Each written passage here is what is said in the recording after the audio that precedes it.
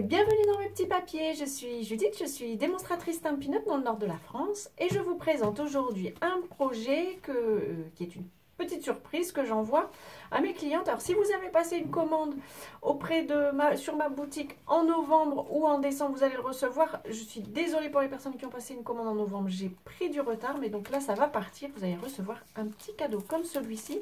Donc ça c'est le cadeau que j'envoie aux personnes qui m'ont passé commande sur la boutique en ligne. Quand elles me passent une commande directement en atelier, je leur remets le cadeau avec la livraison de la commande. Allez, on va se faire donc une jolie petite enveloppe. Là, je l'ai réalisé avec un ancien papier de série design. On va en faire un avec un tout nouveau papier. J'ai donc choisi un papier qui vient de la collection. Mon Dieu, j'ai pas noté le nom du papier. Oui, il est ici à côté de moi. C'est un papier de Celebration. Il s'appelle Elles et légèreté. Donc on a plusieurs illustrations comme toujours. Ici souvent on a un côté fleuri et un côté avec des petits oiseaux tout mignons comme tout.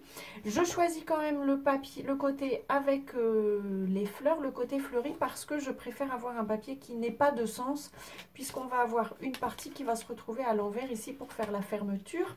Donc je choisis ce côté-ci. Il mesure 19 cm sur 24. Du côté des 19 cm, on va faire un pli à 1 cm et un deuxième à 16. J'ouvre le bras.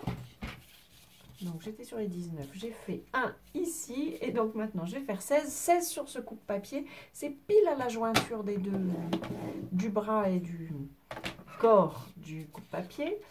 Ensuite, dans l'autre sens, sur les 24 cm, je vais marquer un pli à 6 cm et un deuxième à 17,5 ici. C'est terminé pour les plis. Je vais marquer mes plis en espérant que ça vous aidera à voir. On en a un à 3 cm ici, ça va être le rabat pour fermer la petite pochette, l'enveloppe en fait, c'est plus une enveloppe. Et puis, mais elle a juste une fermeture un peu originale pour nous en Europe. Et les découpes vont être les suivantes. On a donc une petite bande d'1 centimètre ici. Je vais couper en biais à la jointure avec ce pli-là et enlever complètement la bande en bas. Je fais la même chose de l'autre côté. Je coupe et j'enlève la bande ici. Voilà. Les deux parties qui se trouvent ici, on fait la même chose, on les enlève complètement. Hop, je découpe. Donc je découpe à chaque fois ici à l'intérieur du pli pour ne pas avoir la surépaisseur du pli. Mon Dieu, j'ai des choses qui tombent à côté de moi.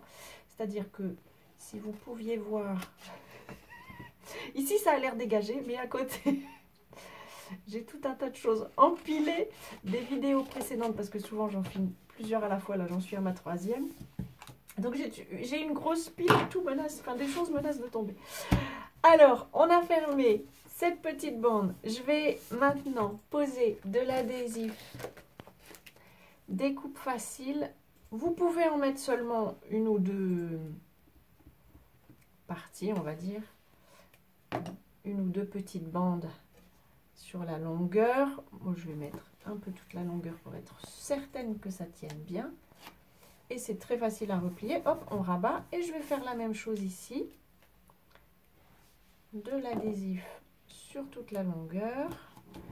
Il a largement la place pour s'installer. Hop, et je rabats.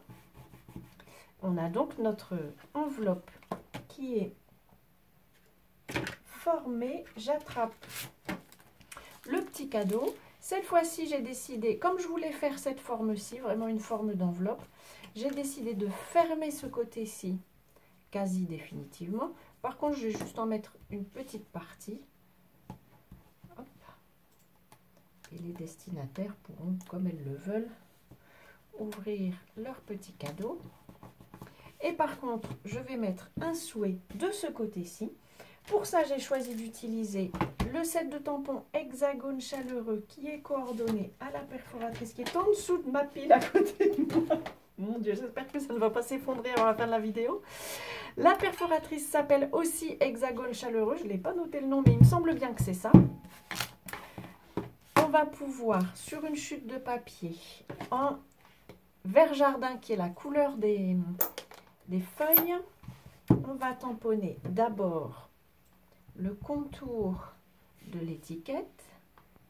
Normalement, j'ai vérifié, mais oui, ça rentre bien. Je vais essayer de le tamponner à peu près droit. Mais bon, c'est pas cette étape-ci qui est la plus compliquée pour être droit, c'est plutôt celle-là. C'est là que il faut que je me concentre. Ça me va.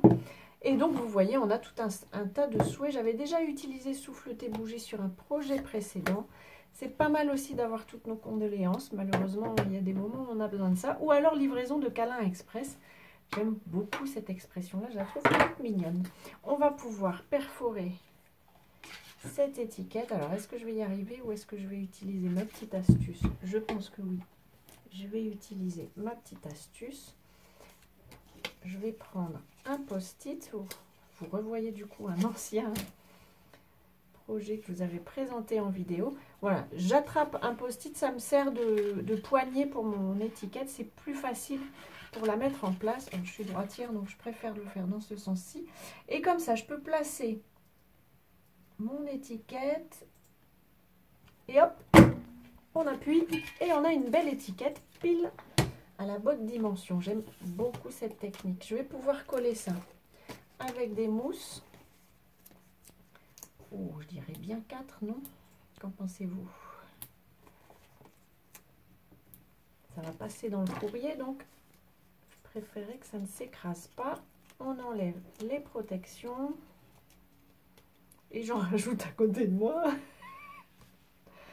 Et voilà, un petit pour toi en bas à droite, parce que j'aime bien que ce soit positionné comme ça. Voilà, je vous présente l'ancienne, mais c'est un papier de série design qui n'existe plus au catalogue.